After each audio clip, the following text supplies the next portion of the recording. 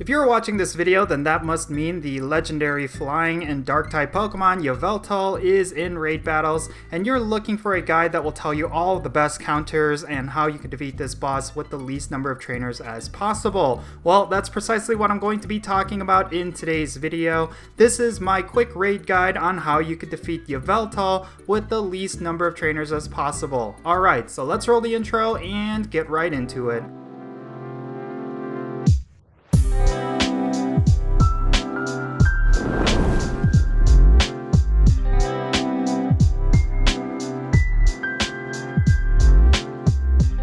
And how's it going, everyone? It's me, it's Count here with a brand new raid guide video. Today I'm going to be covering Yveltal. This is the Y legendary in the X and Y series of games, and of course it is the counterpart to Xerneas. Unfortunately, Xerneas is one of the counters you could potentially bring against Yveltal, and I'm going to be explaining why, but in general this is a very powerful dark type Pokemon. Some would argue and say it's probably the best dark type Pokemon that's currently available, and that is of course because of its great move pool. I mean, compared to Xerneas, which had a pretty bad move pool upon its release, Yveltal is actually worth getting for its dark type moves and its massively good stats. So yeah, let's talk about Yveltal. First and foremost, like I mentioned, it is a dark and flying type Pokemon, which means it's going to have a plethora of different counters that you could potentially use, but unfortunately none of those counters will have a double strength effectiveness against this Pokemon. But there's plenty of different Pokemon that you could bring going up against this raid boss.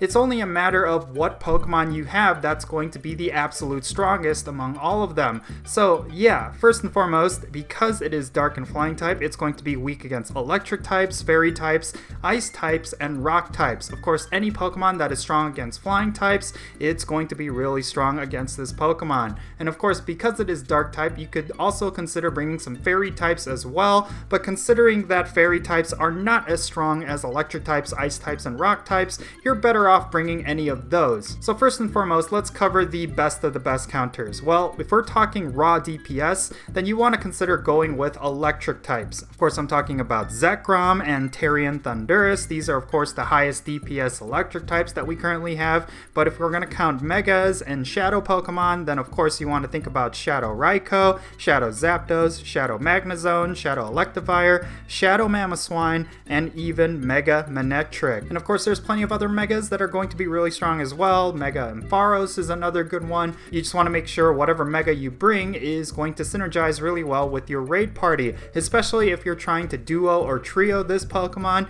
You will want to make sure you give everyone the correct Mega Evolution bonus. In the ideal scenario, you will want to lead with Mega Manectric and have a whole team of electric types, and then for all of your other raiders, you should have a whole bunch of electric types and shadow electric types, and you should be able to take down this boss with little to no effort. But it's not just the electric types that you could potentially bring, there's also rock types and ice types. These are some very powerful types that have plenty of great Pokemon, but again, you will want to focus on high DPS output, so I suggest Pokemon like Mamoswine as well as Rampardos. These are very powerful Pokemon that dish out a lot of raid DPS, so do consider bringing these Pokemon if you do not have good electric types. But of course, electric types are very common, so it's more likely you will have more electric types compared to rock types and ice types. I highly suggest you invest in electric types for this boss, mainly because it could potentially have Focus Blast as a charge move, and that is going to completely decimate your rock types and ice types. So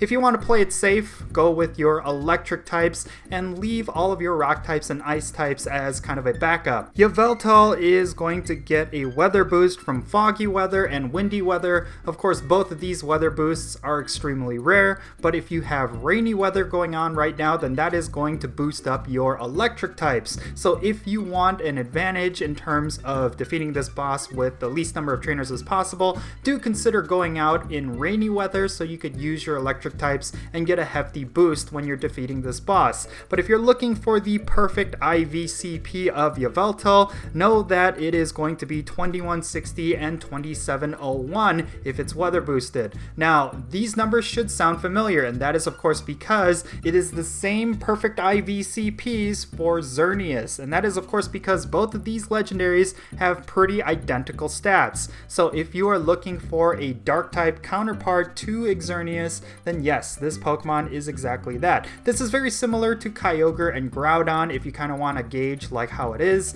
So yeah, it's really nice stats and you do not want to miss out on this one. Now in terms of Yveltal's usefulness, like I mentioned, it is arguably going to be one of the best dark types that you could potentially get, possibly even surpassing Darkrai, but in terms of DPS, it may not necessarily be that much better, but in terms of TDO, Yveltal is going to be a lot stronger as a raid DPS attacker. But of course, it's not just with raiding. Yveltal also has a lot of great implications for the Master League, considering that right now the Master League is just full of Pokemon like Giratina as well as Mewtwo, and Yveltal will handle those Pokemon really well. So there are great implications for this Pokemon making a huge splash in the Master League. Yveltal may not necessarily be as great in the Great League and Ultra League though, and that is of course because we have Pokemon like Umbreon that could outperform it. But if you're looking for some really great Master League Pokemon, then Yveltal is definitely one you will want to look for. And yes, it is possible to duo Yveltal just like it was possible to duo Xerneas, but if anyone tried to duo Xerneas, they would know that it was extremely difficult unless you had the absolute perfect conditions, and yeah, these are those conditions that you will want to use if you're looking to duo this Pokemon. You will want to make sure you have the right weather boost for your Pokemon, and like I mentioned before, that is going to be rainy weather. Make sure you and your duo partner are best friends, and of course, you will want to make sure you have every single advantage as possible. That means having mega evolutions that synergize well with your teams, as well as most of your Pokemon being level 40 to level 50. That is going to be the ideal scenario for how you could defeat this boss with one other trainer. However, I highly suggest you go with at least 3 or 4, especially if you're remote raiding, because that is going to somewhat secure the win. If you have 4 level 40 trainers, that is pretty much going to be a guaranteed victory. But of course, you will want to still make sure you're not using the recommended Pokemon and you're using any of the right counters that you could bring. I mean, considering that there's just so many counters to this Pokemon, like you could bring pretty much anything and still be viable in the raid group. Like if you have a whole bunch of rock types because you don't have good electric types, you're still going to be extremely useful. Same with ice types and fairy types as well. Make sure you're investing in the right Pokemon and going out and defeating this boss. It's going to be easier than most other bosses we get, like it's going to be easier than Pokemon like Lugia and Mewtwo, but it is still not a pushover, as many of us who tried to raid Xerneas will tell you. So yeah, that's going to be it for this guide. I really hope you found it to be useful, and if you did, make sure you share it with your raid mates. It's definitely going to help. I really dislike the fact that so many people out there are still using the recommended Pokemon, and I predict that for a Pokemon like this, it's going to recommend Aggron and Blissey's, mainly because they have fairy type moves and rock type moves, so it's naturally going to pick just really trash Pokemon. So make sure you're picking the right counters, presetting your teams, and telling others to do the same. Even if you go with 3 or 4 trainers, you will still lose if everyone is using Pokemon like Aggron. So make sure you're using the right counters. You will be able to defeat this boss. And if you enjoyed this video, make sure you hit that like button, subscribe if it's your first time here, and do consider joining me on Patreon if you want to support this channel financially in any way. That is one way you can do so. And if you want to remote raid with me and build up our friendship, then do know that I am opening up my friends list to my patrons regardless of what tier you go with. So yeah, if you want to raid with me, do consider joining me on Patreon. But that's going to be it for this video. I really hope you enjoyed it. I am Count Jinsula.